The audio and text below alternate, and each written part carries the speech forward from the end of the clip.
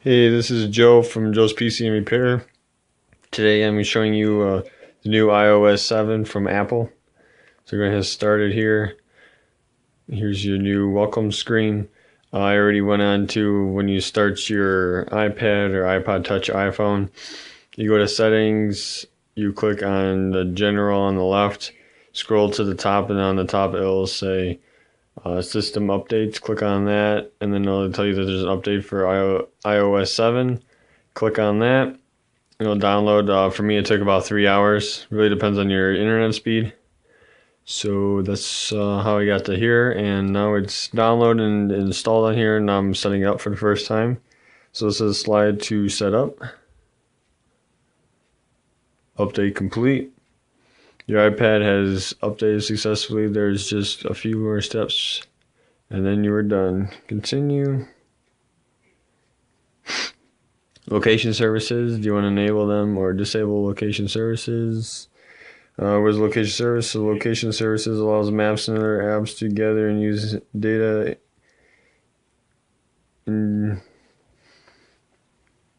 indicating your approximate location. And you can do about services. I'm going to hit disable for now. Hit OK.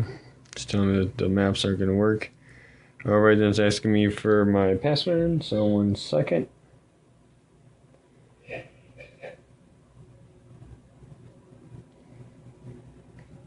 Alright, it says updating iCloud settings. Find my iPad OS 7. Find my iPad has new features that makes it harder for anyone to use or sell your iPad if you ever lose it. Your password will be required before anyone can turn off. Find my iPad, sign up iCloud, or erase and reactivate your iPad. Okay, continue. Create a passcode, enter a 4-digit passcode. Alright, so let me punch that in. Are you sure you want to use this code? And then hit use code. It says re-enter the code, so I'm going to re-enter it. So I typed it in like that. Welcome to iPad. Get started. That's my home screen and my icons from before. And this here, I don't know if you can tell. There you go. Spotlight has moved. Searching iPad is easier than ever with iOS 7. Swipe down from any home screen to access Spotlight. So you're going to hit dismiss. So far the look is a little different here. As you can see, my bottom icons here, I have Chrome in the bottom left. Then I have the Weather Channel app. Then I have my videos, which is the video app that's already on the iPad or comes with the operating system. Air Video, I stream videos off my computer, off my desktop and laptop. Then I've got the music player, which is part of Apple operating system, and then the camera, which is also part of the Apple operating system. Across the top I have the calendar, which is the calendar from Apple. Then I have the Bible app, newsstand. That's something, I think they had that before, but I really never used the newsstand. But of course you can't move it or anything that's stuck there. Then I have all my other apps. I just have them in categories. So like productivity, if I hit that, it opens up all of those in like that folder. It says productivity, and it's kind of cool. It opens up in a new page now instead of before just like make everybody split apart like a garage door or something where it like slides open and then shows you all the apps in there, and then when you touch out of it, then it just closes back. So that's kind of cool. So that's a new feature here. It shows I have 6 notifications for my social. Multimedia I have 18, and productivity I have 13. See, I just in there. Oh, that's for the app mark. It shows I have 13 apps, and then you just touch anywhere in here, and then it goes back to all of your apps. And then you can scroll left and right like before. I know the 4 going up should show all your apps that you have open, which is now a new view here, as you can tell. This looks more like Android now, where you can go through all of your stuff that you have open, like multitasking. I apologize for the focus. I'm using my cell phone here, so it keeps trying to focus in because there's a lot of light coming from different places. Alright, but anyway, so then there's the settings. So if I hit settings, it'll open up settings because I had that open from before. And actually I could show you if I double tap the home button. Let's see if it's still, yep, does the same thing. So I touch on here. So what I did before I did the update, I just opened up settings, went to general, and then here's the software update. I just clicked on that, and then it popped up and said I had an update for iOS 7. Download and install. I just clicked on that, and it started downloading. Took me 3 hours. Said to plug it in, so your device isn't battery die, but I had 100% battery, and now it's down to 91%. So I use about 9% of the battery power to do the update. And like I said, it took 3 hours to download. Alright, let's see. So that's kind of cool, some new features. Before, when you used to scroll from left to right on your home screen here, it would come up with your search. So this whole page would move over and then they have a search across the top. Looks like they took that away from being able to do that. It said if you pull down from the top, it gives you all sorts of stuff. Like here's my calendar. This is missed. All. So it kind of tells me everything that's going on for the day, and then I could slide that back up. Let's see if I go from this corner here. Oh, I could grab it from anywhere on the top, and then I'll pull down that menu.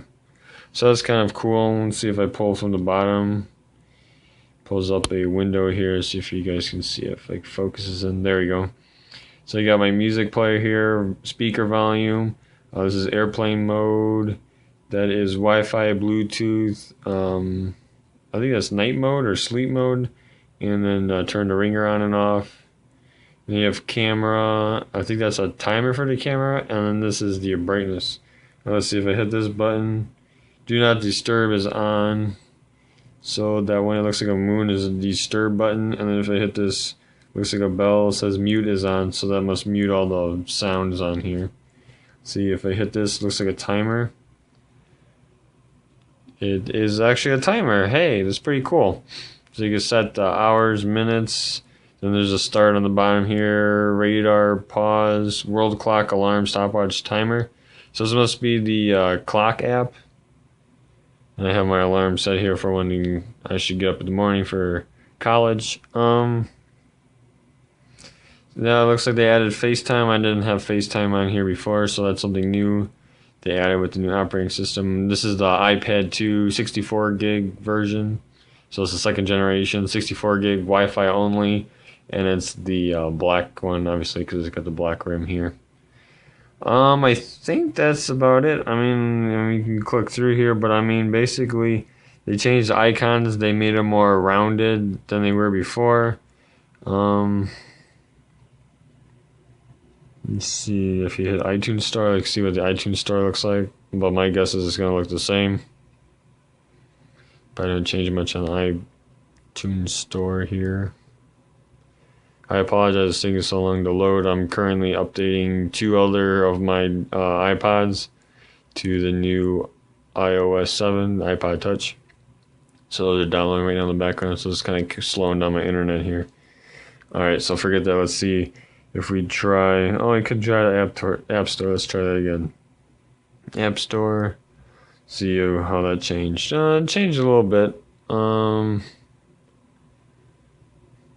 Hasn't changed too much. They changed the font and the colors a little bit there. Still the same stuff across the top. So I mean the basic layout is still the same. Still like apps, you can scroll up and down. You have your updates at the bottom. Purchase, near me, that's the new, I haven't seen that button. Featured and chart, top charts. I still have the search across the top here. And then your categories, games, and newsstand, and more. So I mean, basically, it's all the same. So if you want to close apps, you still double tap the home button, or on an iPad, you can use all 4 fingers. Scroll up, and then I don't know if you hold down on this. You used to hold down on the icon, and then it would shake, and then you hit the red button. But apparently, this is not working. Let's see if you scroll up. I don't know what you have to do. Let's see if you just slide it off the screen. Yeah, it closes it just by grabbing anywhere on here, and then you just drag it off the screen like that. So basically, it's the same setup as Android, which I think it's 4.0 or 4.1 is when they had this feature how you can close your apps. So basically, Apple here stole the idea. So you just grab the app that you're done with and you just throw it off the top of your screen, and then it closes it, and that saves on your battery life. I don't know if you could do that with the home screen. No, it doesn't let you do it on the home screen. But that's just a way to save your battery life, because obviously the more apps that are running on your device, the slower it's going to be, because it's using up resource in the background, because now it's considered multitasking. And then also it's going to drain your battery, which isn't very good, because you want your battery to last all day. Other than that, I think that's pretty much it. Play around with it and drop some comments and tell me what you like and don't like about the new iOS 7. Let me know of any cool tricks or tips that you learned along the way, and I will catch you next time. Have a great day.